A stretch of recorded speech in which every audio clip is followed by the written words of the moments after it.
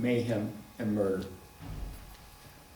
A black police captain in St. Louis, a retired black police captain, killed by black rioters. A 5-year-old boy in North Carolina, shot in his front yard. An old black man in his 60s, I'm sorry, I shouldn't say that at 81, a young black man in his 60s. You know, when I was a young Marine at 17, I thought that the sergeant major at 38 was older than God really was. You know?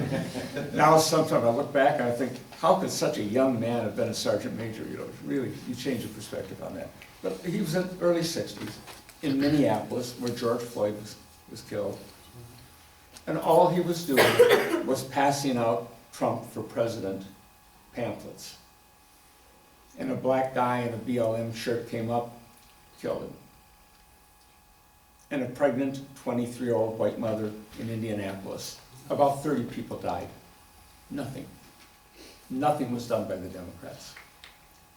Not as governors, not as mayors, not as members of Congress. Some of them helped contribute to bail funds to get the rioters out of prison. As nearly as I can tell, not one rioter in those 6 months was wounded or killed by police. Not one was shot and wounded or killed by police.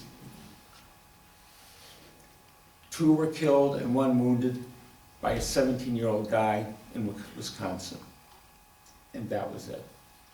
Other than that, the violence continued unabated and went on for 6.5 months. And that was where the President Trump failed us. I'll never know why. I'll never know why. He had the constitutional responsibility to maintain order if governors and mayors failed to do so. He had the statutory authority in the Insurrection Act of 1807 to use federal troops within states. Although it didn't involve fighting, and this is probably before most of your time, President Eisenhower in 1957, to enforce integration at Central High School in Little Rock, Arkansas, over the opposition of the governor, federalized the Arkansas National Guard.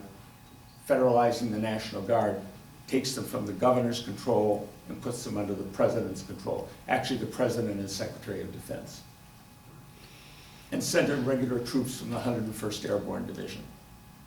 And he did it by executive order. Simply executive order. But the Insurrection Act was there and the constitutional responsibility.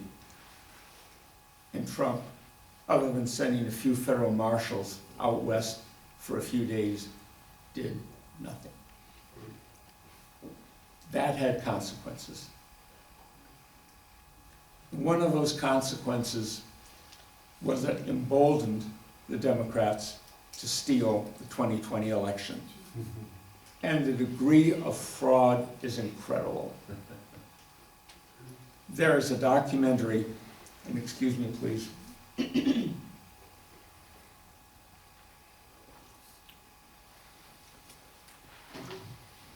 One more day and I wouldn't be able to speak at all. There's a documentary called 2,000 Mules, which was prepared by Dinesh D'Souza and True the Vote, which monitored people who were what they called mules, who were in fact casting multiple ballots in drop boxes, mail-in ballots. And it was the 2020 violence that emboldened the Democrats to do it, and the COVID pandemic and its lockdowns that provided a vehicle.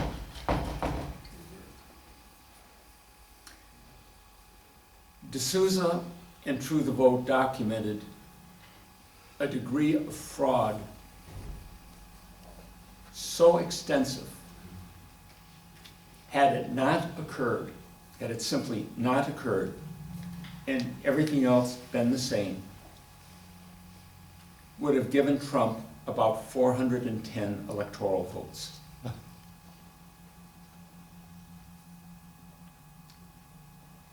And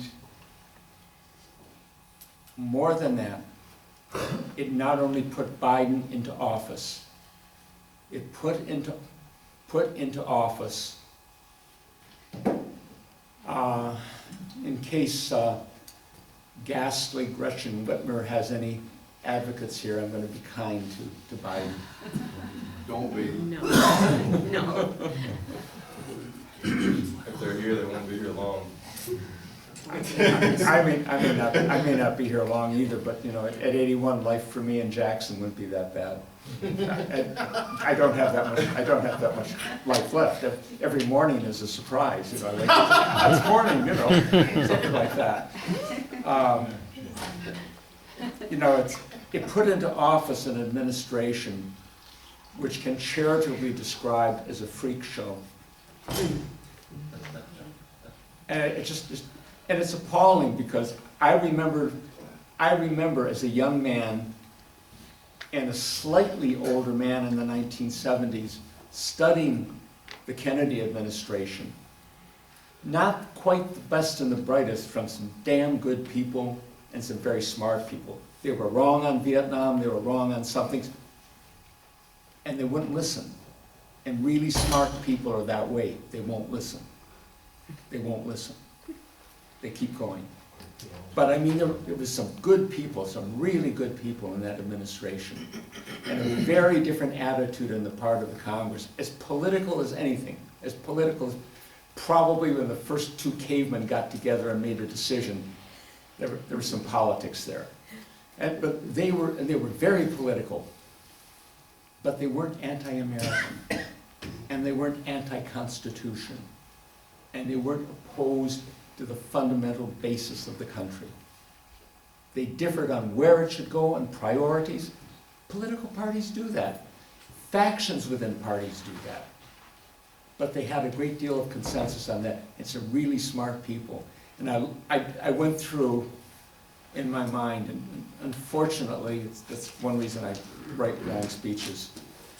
I went through in my mind the key figures in the Kennedy administration in 61 through 64. And of course, at the time, I didn't know them. I didn't know them. I mean, I knew like every other Marine that Vietnam was coming, and I voted for Goldwater because we knew we were going to war there, regardless of what Johnson said, but that was a different matter. We can talk about that if you wish. But I thought about the Kennedy administration, then I thought about that freak show that's assembled around Biden in Washington today. I suddenly understood how the Romans felt when they had to deal with emperors like Nero and Caligula. Except that's not fair to Nero and Caligula. You know, when you have as president an increasingly senile, incestuous pedophile, and you have as vice president a person who got her start in politics, passing herself off, and you can read the California papers of the 1990s, as the white girlfriend of the married black mayor of San Francisco, Joe Brown. That's how she got her start in politics. And these are the first two people heading an administration. And then it goes on. Trump did nothing. They stole the election. They gave us the Biden administration. What we have gotten from that is, in the Congress, Democrats who talked about Americans, Republicans, conservatives, and I'm not a Republican, by the way, as enemies of the state. That was, Nancy Pelosi said that. Yes, she's out as speaker, but she's still there and no one is touching her. No one is touching her. a Justice Department that has been weaponized. An FBI, I dated an FBI agent, female please, in the 1980s. Well, I mean, these days you have to be careful. I mean, you know, they might bring in a dog, you know, what can I say? Or a robot, you know. You have to be extremely careful about that on it. I mean, she was very professional, like her colleagues, like her male colleagues in Philadelphia. They would be absolutely appalled at what the FBI has been doing lately. It has effectively become the enforcement arm, not just the FBI, but the Justice Department. It has become the enforcement arm of the Democrat Party, just as the media is the public relations arm of the Democrat Party. And most of the people don't know. You can find the information out on alternate media. You can find it if you work your way through, but most people don't know. They're not even aware of it. That's one of the things we got. We have gotten, as far as we know, between 7 and 10 million migrants since January of 2021. Central Mississippi, I have encountered migrants from Africa and Guatemala. Now, I don't speak Spanish well, but I understand it quite well, and there's a great deal of difference between Mexicans and Mexican Spanish and Guatemalans with their Mayan ancestry and the guttural Spanish they speak. I've been down there, I shouldn't say that. I did interesting things with the intel community over the years. And that's in central Mississippi. There was a report, and it was on an old Fox News one about a year ago, in Westchester County, New York, up around White Plains. Now, planes, as I understand, and I did not know this, but according to the FAA, planes are not supposed to land except for emergency purposes in the early morning hours. I think it was 2 to 4 a.m., but don't hold me to that because I'm not positive. I hadn't heard about it before, but the reporter was talking about it, and something around that time. Unmarked planes, camera was on the plane, no markings, not even tail numbers. And migrants were coming off it. And there were buses waiting for them. And Fox News crew was filming this. Fox News crew was filming this. And Sheriff's Department cars filled up. And told the camera crew to leave, the news crew to leave. And the cameraman asked the deputy on film, and this is being filmed, they said, people called us from the buses and said that you were harassing them and asked us to remove you. And he said, who were they? And they said, they identified themselves, proper numbers, Homeland Security. Homeland Security agents were facilitating the illegal flying of migrants from somewhere south into upstate New York, rural New York. And they're going into red states. The ones over the border are into Texas and Arizona, New Mexico, and California. Those being flown are going elsewhere. And Mexican migrants have now been identified coming across the Canadian border into New England. Someone is paying for it. It surely isn't migrants. Surely isn't people from El Salvador and Guatemala and Honduras and the rest. Someone is paying for it, and it's likely taxpayers, courtesy of Homeland Security. So you got all of this coming in, and the purpose, by the way, of the migrants is just not out of the goodness of the heart that they wanted to bring in people. I mean, these people are paid to come in, and their intent is to vote. They understand the Patron concept, and they'll vote Democrat, overwhelmingly. And they intend firmly to flip Arizona and Texas around 2024. they'll probably do it. If there's even an election, if they bother with an election, but that's probably what happened. And that's the net effect of it, and it also emboldened them, obviously, to steal the 2022 election. And that documentary, 2,000 Mules, had the effect of teaching the Democrats how they had to clean up their act to do it a little more smoothly, which is exactly what happened in 2022. They found something almost 400,000 votes in Maricopa County in Arizona, which were not counted. And guess what? Printed on a different size ballot, kicked out by the machines, overwhelmingly Republican and on voting day. Most Republicans voted on election day, most of the Democrats cast mail-in ballots. And that was just what continued. And there is no reason to expect 2024 to be any different. I mean, the election in 2018 probably was stolen. 2016 was a surprise to the Democrats, truly a surprise. They had everything planned, and it didn't quite work. So 2018, they did a little better, and threw sand in the wheels of government until 2020. They did very well. 2022, the Republicans barely flipped the House and lost the Senate completely. And 2024 is going to continue that process. I know Republicans are holding hearings and they're embarrassing people, but that's all they're doing. They can pass a lot of legislation and it's going nowhere. Without the Senate, there is no legislation. And with the certainty of a Biden veto, if they don't have a 2/3 majority in both houses, it won't go anywhere anyway. So I applaud them for trying to do something, but the prisoners that were taken on J6, which was an utter fraud, are still there. And except for a few junior members of Congress, no one does anything to help them. No one. They're just punished at intervals. That's continuing. Hearings are being held. Legislation is being passed, usually on a straight party line vote.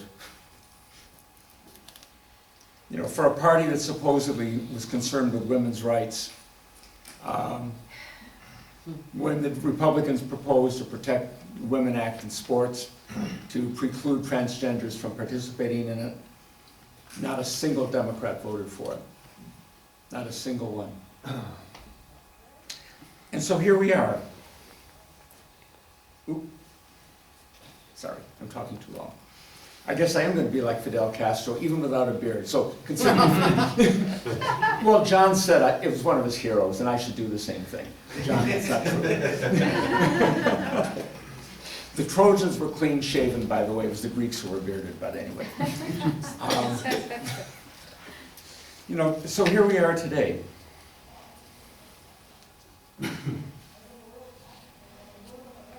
Let's look at it very coldly. For everyone who speaks about the Constitution,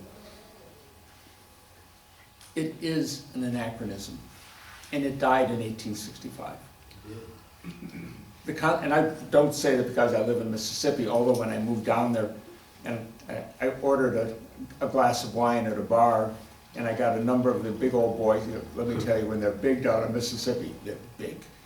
They look at me and say, "You from up north, stranger?" And I said, I mean, literally, and I've been down there like 8 hours. I was still waiting for the moving van to get down. And I said, truthfully said, "I'm from South Michigan." From Lansing. And I said, actually, that's not strictly true. I said first, "I'm a Southerner." And they looked at me, "Southerner?" I said, "I'm from South Michigan." And everyone laughed. And I couldn't go in that bar again for 4 years without having someone buy me a drink there. I remember that. That was one good thing. But so there's that little bit of humor on it. It's outmoded. You have to understand the Constitution was designed literally, was designed for sovereign states, and they meant sovereign. That's where power resided. If you read through it, and anything not explicitly granted to the federal government is reserved to the states or to the people, period. With a limited franchise, with a very limited franchise. And Say it. well, I was a Marine. I was a Marine. I was going to say it. Okay. Younger women are the greatest support base of the Democrats and of BLM and of all of the radical movements. They split in 2022 between 7-3 and 8-2 in favor of them. And I say that because most of my heroes today are women. There are very few people out there like Kristi Noem and Carrie Lake, or even Tulsi Gabbard, and yes, I know her background. But there are very few out there. But there is a direct relationship between the increasing independence and political activism of women, and especially young women in America, and the decay of the nuclear family, the breakup of social cohesion, and the decline of our institutions. Amen. They're backing it. I don't know why. And I mean, literally, I don't know why. Education. Well, it's not even education. They have more education than others. But still, that's a very, very clear phenomenon. But beyond that, it was intended for a limited franchise, sovereign states, but most importantly, it was for a minor country on the periphery of the balance of power, with an inability to concentrate effective power anywhere. That's what checks and balances mean. That there is no concentration of effective executive power anywhere.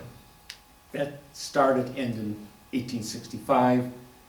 It took a big hit in 1913 with the creation of the Federal Reserve and of the income tax, and it continued on through the World Wars and into the Cold War. But it's not at all like the Founding Fathers expected. Someone is going to have to take a hard look at the Constitution and say, we have to change. It's got to change. How? It's for you who are going to live in. I'll be dead. Beyond that, we just have to realize up front, we can't vote our way out of this. They own the cities. They own the black majority cities all around the country. Whoever owns the urban areas, the big urban areas in the border states and in the decisive states that will define an election will influence the outcome.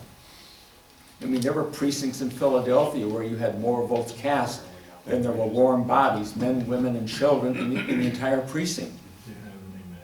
I assume that happened in other areas too. You can't legislate your way out of it. Even with both houses of the Congress. I can't remember last, and when we get to the Q&A, if I manage to get off this podium, but when we finally get to the Q&A, I can't remember the last time a party had a 2/3 majority in both houses of the Congress when the other party had the presidency. Some scholar may know, I don't know. But without that 2/3 majority and a hostile president, no legislation can work, and you're not going to see it. Because the same fraud which steals presidencies will steal Senate and House races and, dare one say it, Gretchen, governorships. Really, that's true. And it happens in other states. They had a recall election for Gavin Newsom in California. Funny, certain precincts in LA just didn't come through. Can you imagine? That happens. And you can't adjudicate your way out of it. And it's not just because of a network of US District Court judges, inferior courts according to the Constitution, who can stop policy dead in their tracks. It was because of an utter failure of the Supreme Court in 2020, as bad as that of Trump. And DeSantis would be no better, by the way. No way. Article 3, Section 2 of the Constitution. Read it. Read it on the judicial power. One of the things that it spells out, it doesn't guess, it spells out, disputes between two or more states, period.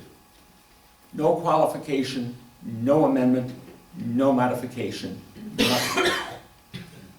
You had 20-odd states on each side of a debate on the validity of the 2020 election and things that happened. If ever there was a case in which the Supreme Court was designed to adjudicate the outcome, that was it. And it didn't. It wouldn't hear the case. And I don't care about the reasons. I've heard them, I've read them. Yes, they're, I suppose, and a fine legal point you can get around it, but the Constitution didn't make that. It said disputes between 2 or more states, explicitly. You got 20 states against 20 states. How much more do you want? You want the other 10? I don't think so. So you can't get out of that. So what do we do? If you can't vote, you can't legislate, you can't adjudicate, you got 2 choices. I mean, you have literally 2 choices. Leave or fight. Actually, you got 3, but there's a better one. One is leave, but you got no place to go. Russia. Not good enough. Not good enough. Right. First of all, I mean, serious, I would too. I mean, right now, I could go back to Russia. Why? Because my family, both the German and the Jewish side of it, came from a place called Königsberg in East Prussia, which is now the Russian exclave of Kaliningrad. And I could get back.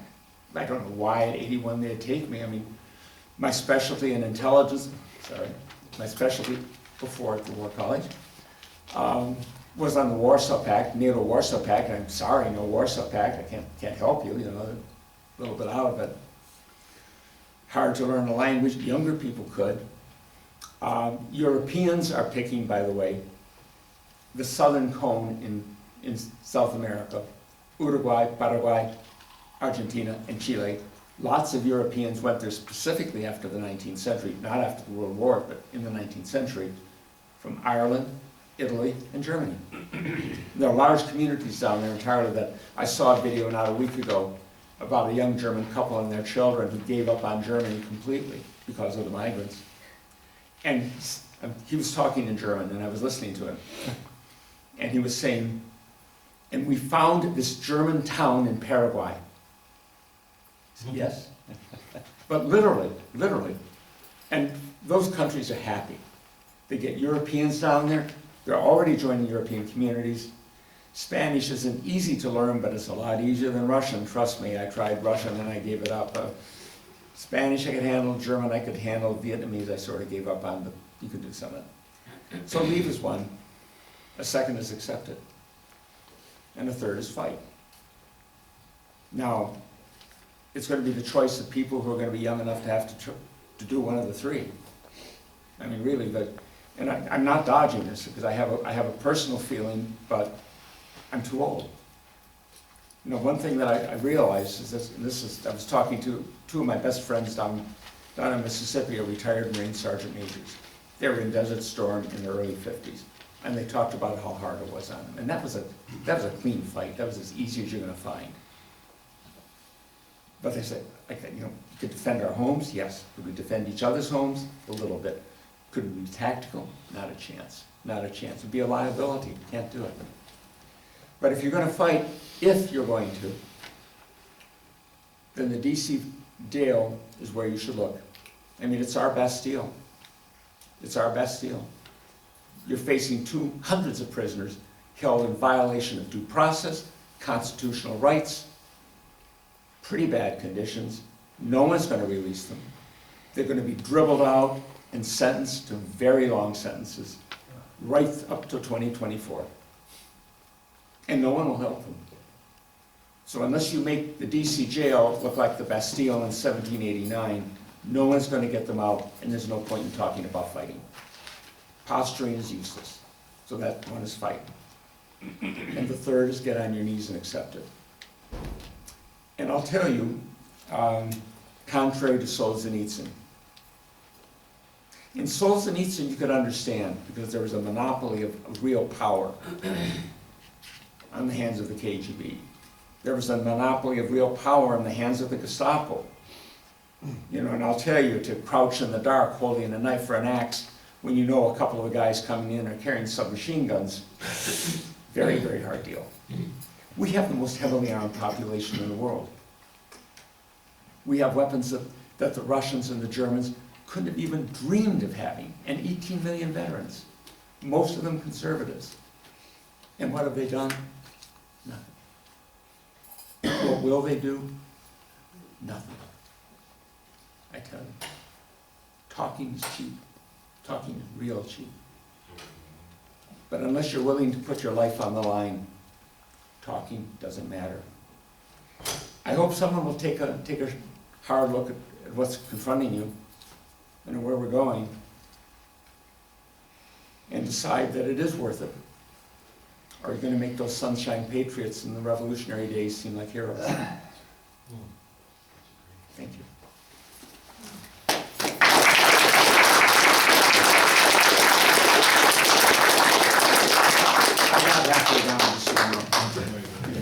So That's what happens in a long we're speech. going to open it up to questions. Those of you who've been here before, you know the routine. You kind of line up and head this way towards this podium.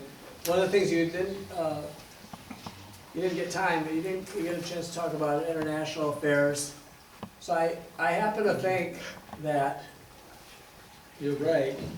I mean, it's either leave the country, accept it, or fight. There's one more, but I didn't get into it. I will later. Go ahead. Okay. So it seems to me that the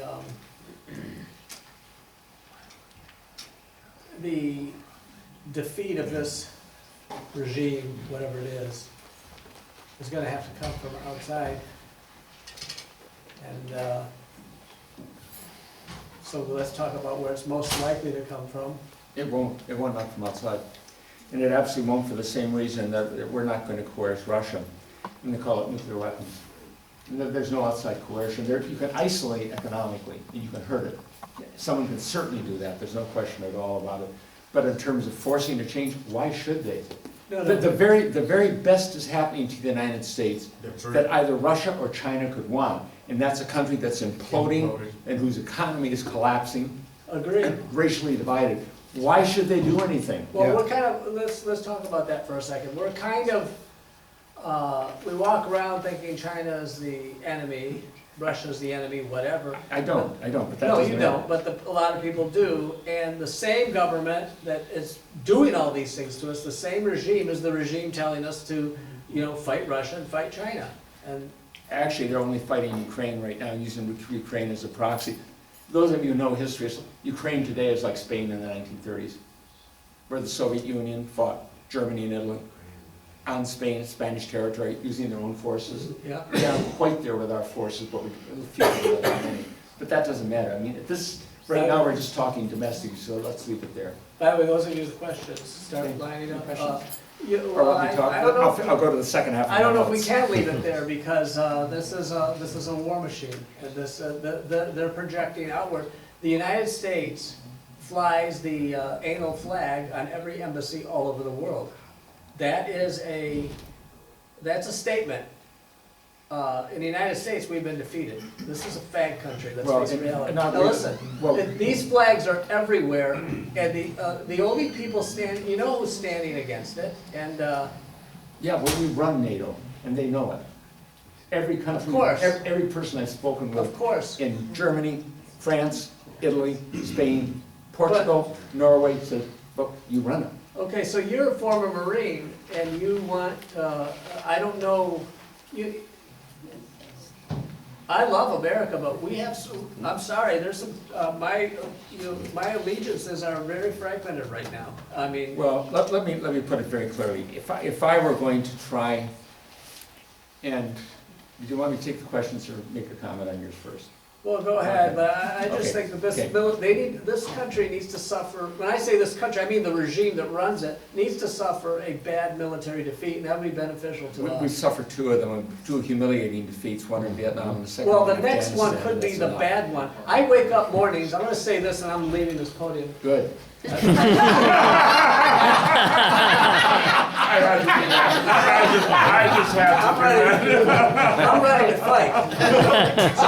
Oh, really? Yeah, hell yeah. Okay. Okay. But you can ask my wife, she's in the room. I wake up every morning, I see the damn news and I say, and I go like this.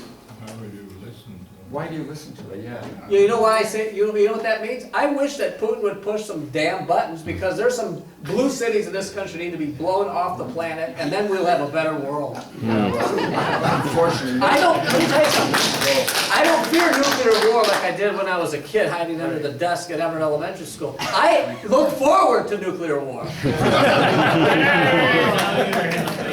Now, Can't be any worse than what we're looking at. now you understand why I backed the Trojans. No, very seriously, one question, just let me respond to this. One thing to remember, that there is another alternative than the first three. And it's not secession or civil war. I mean, there's no way of having effective secession or effective civil war, because of the complete mixing of states. It's no longer a clear regional division, no longer clear regional partition. Every blue state has red areas in it, rural areas, and that would be there no matter what it did. Every blue state has every red state has large blue areas, like large cities. Every single one of them, no matter what you do, you're going to find that. And this process has permeated down to school boards and county boards, even in conservative states like Montana and South Dakota. And Mississippi, I don't know about Michigan now, it probably does. But it's permeated so far. If you talked about a civil war or an attempt to secede, you'd be talking about an updated version of the 30 Years' War in Europe, which is just unbelievably bad. You know, town against town, just completely shattered. You know, it killed a third of the people in Germany, which was the battleground for a lot of the 30 Years' War. And if you tried to fight that kind of a thing or try and separate it, even if it were economically viable, and leave everything else in place, it would be ruinous. If you can't save everything, one of the classics in defense, actually, let me take a step back. One of the classics in military tactics is that if you try and defend everything, you defend nothing. You'll lose no matter what you do. You'll spread yourself so thin, no matter what you try and do, you're gonna lose. So the thing you have to decide is, what do you want to save, and how would you save it? Well, what you can't save anymore, because of its politics, is the Pacific Coast, California, Oregon State, Washington, and New England, and the area around New York City, and upper New Jersey. Can't save them. They are so far left. The only way you could save them would be with an ethnic cleansing that would be even worse than the problem that you face. So accept the fact that you're going to do basically an American version of what the partition in India back in 48, 49, when the British broke up the Indian Empire and created what was then Pakistan, West Pakistan, and East Pakistan, East one becoming Bangladesh, Sri Lanka, Ceylon, and India itself. Now, what happened in that partition, in the movement of peoples, so a colonel in the Indian Army told me, was about 8 to 10 million people killed. Just moving back, Hindus moving through Muslim areas, Muslims moving through Hindu areas, a complete shambles. And there'd probably be something like that. You might be able to essentially calve off those two areas and save the rest. And how would you do the black cities? How would you do those cities? How would you deal with the blue cities, with Chicago, with Detroit, with St. Louis? Complete end of welfare. The cities would burn. The cities would burn. And when it was over, get the survivors out. You could do that. After that, get immigrants from Europe. They'll come, believe me, give them a place here. Get immigrants from East Asia, from China, from Japan, from Korea. Tough people, hard workers, good voters, bring them in. Fight immigrants who want welfare with immigrants who want work, like our ancestors did when they came over here. Ours didn't come for welfare, there wasn't any. They came to work. Do that, you might make it. You might make it. You might. But you might lose too. Understand that we let it go so far, even if we win, we are going to wade in oceans of blood, and a lot of it's going to be ours, and we might very well lose. You can't wait to the very end. Wait until the very end. The absolute peril of democracies is that they will not do anything until the absolute end, and then sometimes it's too late. Sometimes it's too late. And it may be too late now, I'm not sure. It could, but I think, there is a chance that you can save 38, 40 states in the middle if you're willing to accept a very long, hot, brutal summer in the cities. But with no welfare, once it's over, the inhabitants are going to have to do one of two things. Either work their tails off and become part of the program, and some will. Some will. Some do now. I know some good people down in Mississippi who are good black people, perfect neighbors, work hard. Like to have them. One of these two sergeant majors I told you about is black. Or leave, because there won't be anything else for them. That's the choice.